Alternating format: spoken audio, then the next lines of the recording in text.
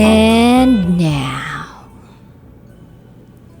it's time for SPG, as in Super Backgammon Secret File.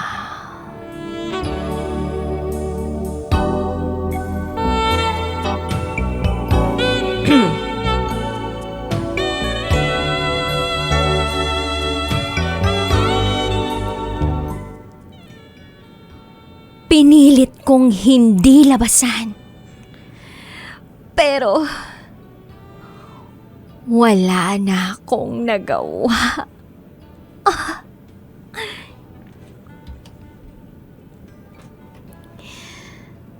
Hi, DJ Rocky. Itago mo ko sa pangalang Burn. Isa sa mga hindi ko makakalimutang karanasan nung bata ako ay ang umuwi ako ng luhaan at nakayuko galing sa paaralan namin dahil sa kahihiyan. Hindi ito dahil sa pasaway akong estudyante, kundi dahil may mga bagay na akala ko ay kaya kong kontrolin. Pero hindi naman pala. Minsan, darating ang matinding pagsubok na akala ko ikamamatay ko na. Nalampasan ko naman. Pero pag naaalala ko ang mga nangyari, nakakaramdam ako ng awa sa sarili ko. Ang bata ko pa kasi noon. Ewan ko kung deserve ko bang magkaganon. Pero nangyari na eh.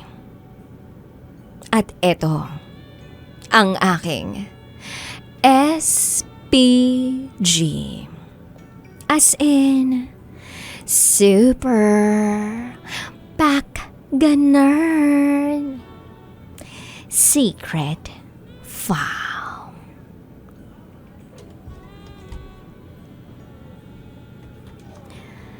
Tandang-tanda ko pa. Grade 4 ako noon sa isang private school sa Quezon City. Lunchtime. Katatapos lang ng subject namin na HELE o Home Economics and Livelihood Education. Kinain ko yung baon ko. Kanin at chicken adobo. Suwak ang pagkakaluto ni mama ng ulam ko. Malaman, masabaw, at masarap. Nabusog ako pagkatapos kong kumain. Pagkatapos ay saglit akong nagpahinga. Nakipaglaro ako sa mga kaklase ko. Habulan kami. At ako ang naging taya. Sa umpisa, game na game akong makipaghabulan sa kanila. Pero pagkatapos ng ilang minuto, para bang may naramdaman akong weird sa sarili ko. Tumigil ako sandali at umupo sa tabi.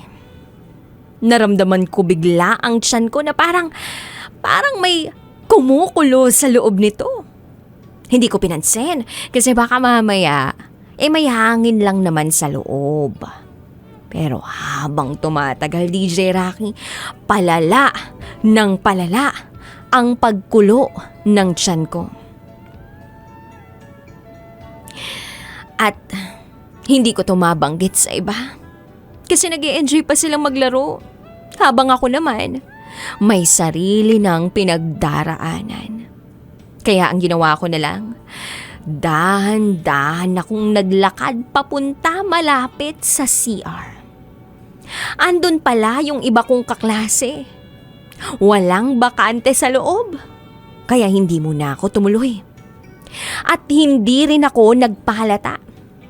Umalis agad ako at tumambay sa may tabi kung saan hindi nila ako agad nakikita.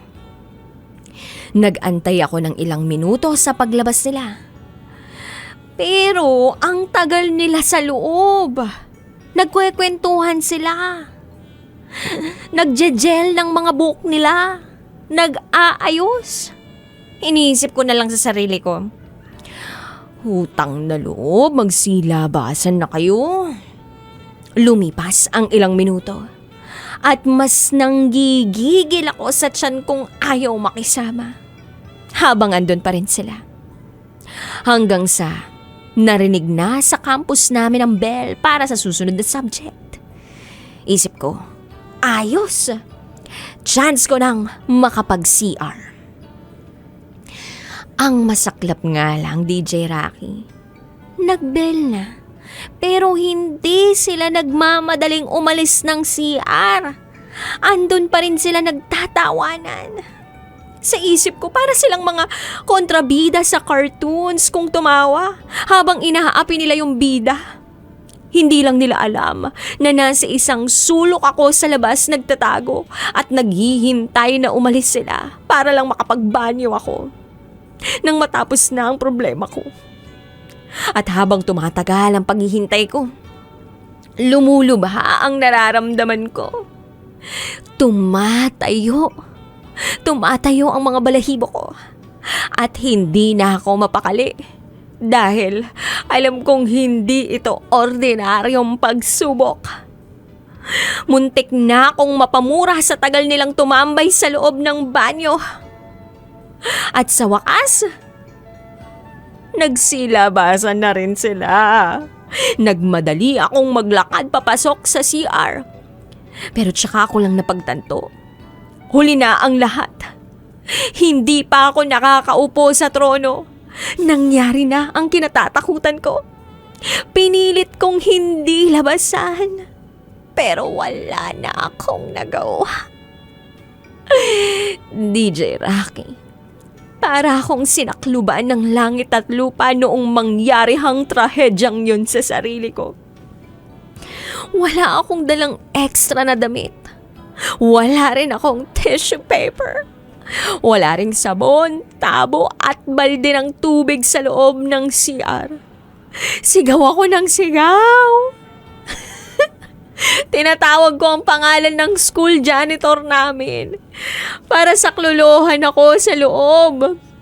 At pagkatapos ng halos 30 minuto, dumating si Manong janitor at saka niya ako tinulungan sa pagkakalukmok ko sa banyo. Naglinis ako ng sarili ko. Pinahiram niya ako ng extrang shorts at binigyan ng disposable underwear. Sa huli, sinamahan ako ni Manong janitor sa school clinic para mapatingnan sa school nurse ang kalagayan ko.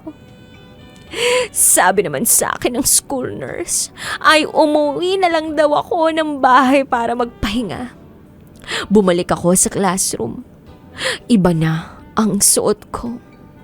Nagtinginan silang lahat sa akin. Nagtataka marahil kung ano ang nangyari at ngayon lang ako bumalik. Pero hindi na ako umimik. Nagpaalam na lang ako sa teacher namin.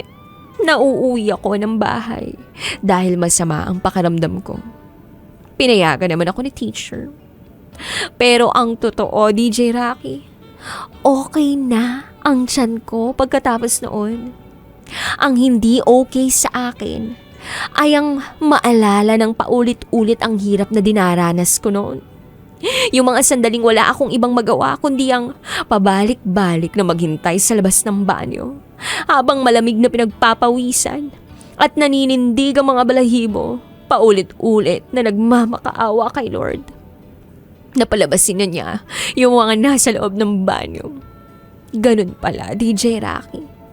Ang pakiramdam na may sarili kang revolusyon na hindi mo kayang ipaglaban kasama ang ibang tao.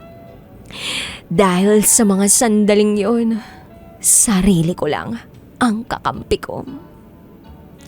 Salamat sa iyo, DJ Rocky, sa pagsama sa akin sa pagbabalik tanaw ko sa mapait kong karanasan. Hangad ko na wag na sanang mangyari sa iba ang pinagdaanan ko noon. Marahil nagtataka kayo kung bakit ganun na lamang ang pag-alala ko sa mapait na karanasan kong yun. Yun din ay dahil sa ayoko nang pinasuot sa akin ni Manong janitor. Ang gusto ko sana ay dress.